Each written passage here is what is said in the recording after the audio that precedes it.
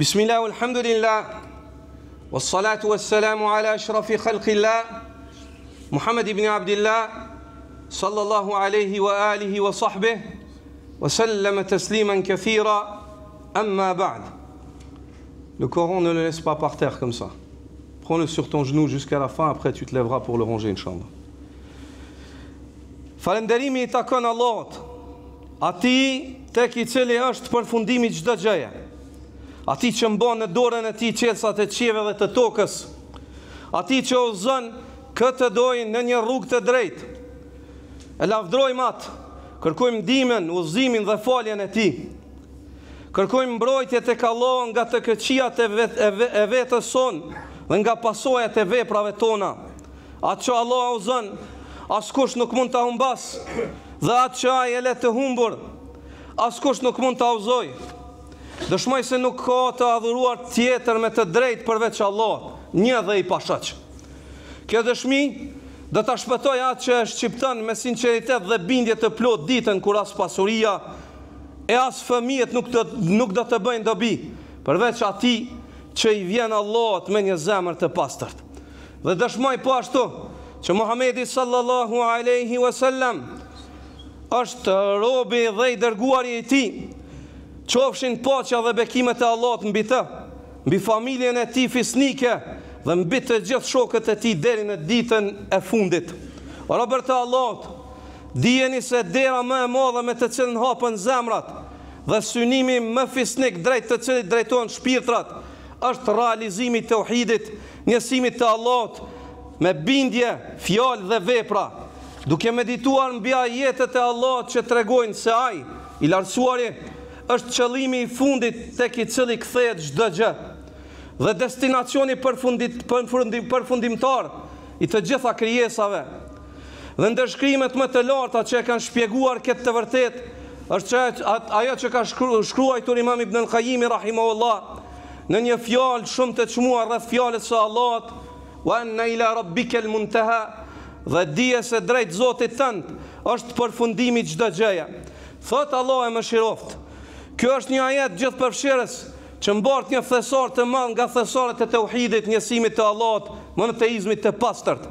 Çdo gjë që kërkohet, nëse nuk kërkohet për Allahun dhe nuk çon tek ai, është e destinuar të shkëputet dhe të zhduket, sepse nuk është një qëllim I vërtet dhe nuk ka as një qëllim absolut përfundimtar përveç Allahut subhanahu wa taala. Përfundimi I vërtet është drejt atij tek I cili kthehen të gjitha gjërat, krijimi I tij, vullneti I tij, urtësia dhe dituria e tij. Drejt tij përfundon çdo gjë. Ai është qëllimi I çdo gjëje dhe kërkohet I çdo gjëje që kërkohet dhe synimi I vërtet I çdo zemre që ka një objektiv të pastërt. Çdo dashuri që nuk është për Allahun të lartësuarin nuk është vetë se lodhje dhe dhimbje, dhe çdo vepër që nuk bëhet për të kërkuar fytyrën e tij është një vepër e kodë dhe e humbur. Dhe çdo zemër që nuk arrin tek ai është një zemër e mirë, e privuar nga lumturia e vërtetë dhe nga shpëtimi. Kështu Allah I tregoi njeriu se ku gjendet në të vërtetë ajo që ai dëshiron dhe kërkon në jetën e tij. Allah I ka kujtuar njeriu këtë realitet në fjalën e tij. Wa in min shay'in illa indana khazainuh, dhe nuk ka asgjë vetë se thesaret e saj janë tek ne. Nëse kërkon diçka vllai dashur, ti sebepet merri, po mirë po mos e lidh zemrën tënde për sebepe dhe shkaqet. Lidh zemrën për Allahun. Ec në rrugën që Allah e ka caktuar, ka vendosur për të arritur atë qëllim. Mirë po mos tjetaj qëllimi yt përfundimtar. Qëllimi yt përfundimtar është me kënaq Zotin dhe mu përgatit me taku Allahun subhanahu wa taala. Dhe çdo qëllim I vërtet që duhet të kërkuar për jetën e përjetshme gjendet e përmbledh në fjalën e tij wa anna ila rabbika al-muntaha, dhe drejt Zotit tënd është përfundimi I çdo gjëje. Në të vërtetë nuk ekziston asnjë qëllim absolut dhe përfundimtar për te Allahut të lartësuarit dhe nuk ka destinacion më të vërtetë dhe më të sigurt se sa rruga që çon drejt tij. Në këtë të vërtet qëndron një sekret I madh nga sekretet e tauhidit, njësimit të pastër të Allahut Zemra e njeriut nuk gjen qetësi, siguri dhe prehje përveç kur arrin tek Allahu. Dhe çdo gjë që dashurohet apo kërkohet jashtë atij në formë absolute është në të vërtetë e dëshiruar për një arsye tjetër dhe nuk ekziston asgjë që meriton dashuri të pastër dhe absolute përveç Allahut subhanahu wa taala. Ai tek i cili kthehet dhe përfundon çdo gjë është e pamundur që qëllimi i fundit të jetë tek dy, ashtu siç është e pamundur që krijimi të ketë dy fillime. Është e pamundur që qëllimi absolut dhe përfundimtar mundon dy pjesë.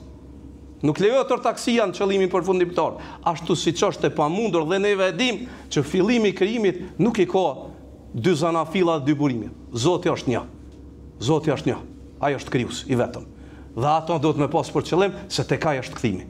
Jemi të Allahut, prej tij kemi fillu dhe tek ai do të kthehemi. Dhe pa tjetër, domosdo. Prandaj, ai që e drejton dashurinë, dëshirën, vullnetin dhe bindjen e tij drejt diçka e tjetër përveç Allahut, do t'i humbas ato pikërisht në çastin kur do t'i nevojiten më shumë, ndërsa ai që e drejton dashurinë, dëshirën, frikën dhe kërkimin e tij drejt Allahut të lartësuarit, do të gjejë tek ai lumturinë, ëmbëlsinë, gëzimin dhe begatinë për një përjetësi të pafund. Allahumma salli ala Muhammedin wa ala ali Muhammad كما صليت على إبراهيم وعلى آل إبراهيم إنك حميد مجيد وبارك على محمد وعلى آل محمد كما باركت على إبراهيم وعلى آل إبراهيم إنك حميد مجيد اللهم أصلح شأننا كلها ولا تكلنا إلى أنفسنا طرفة عين وجعلنا من الراشدين هداة مهتدين غير ضالين ولا مضلين اللهم إنا نسألك أن تجعلنا من الموحدين اللهم اجعل غايتنا هي أنت يا الله غايتنا العظمى أنت وحدك لا شريك لك إنا لك يا الله وإلينا نرجع لا إله إلا أنت سبحانك إنا كنا من الظالمين اللهم طهر قلوبنا من شوائب الشرك والمعاصي يا رب العالمين اللهم ألهمنا رشدنا وعذنا من شرور أنفسنا لا حول لنا ولا قوة إلا بك نحمدك على كل حال ونعوذ بك من حال أهل النار قوموا إلى صلاتكم يرحمكم الله